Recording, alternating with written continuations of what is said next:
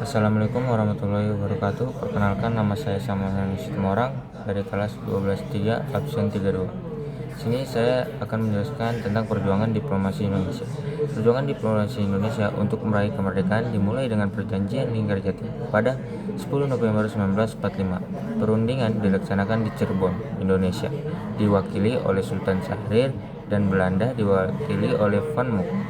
Perjanjian ini merugikan Indonesia karena wilayah kekuasaan Republik Indonesia dibatasi.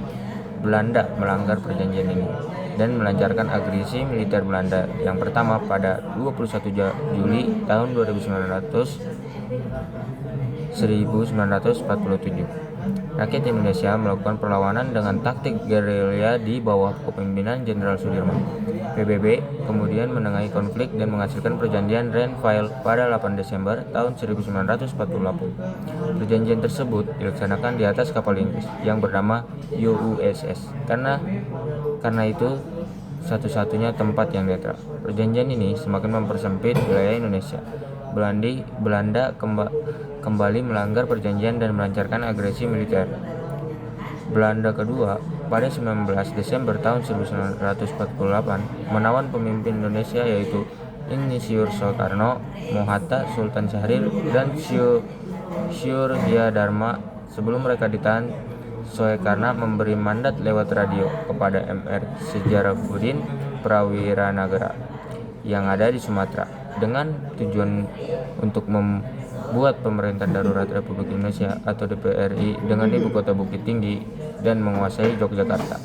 Jenderal Sudirman memimpin serangan balik yang terkenal dengan serangan umum pada tanggal 1 Maret 1949 yang mewujudkan Belanda dan membuktikan bahwa Republik Indonesia masih ada. Tekanan internasional dan perlawanan rakyat akhirnya Unci memaksa Belanda berunding.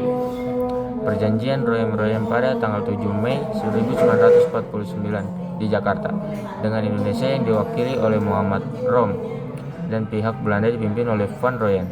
Isi perjanjian tersebut adalah mengembalikan pemerintahan Republik Indonesia ke Yogyakarta. Kedua, menghentikan gerakan-gerakan militer dan membebaskan semua tahanan politik. Yang ketiga, Belanda menyetujui adanya Republik Indonesia sebagai bagian dari negara Indonesia Serikat. Dan keempat, membuka jalan bagi konferensi meja bundar atau yang disebut juga KMB di Den Haag.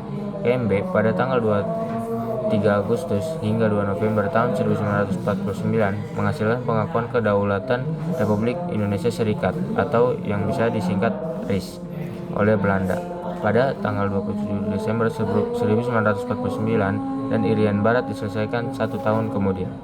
Terima kasih.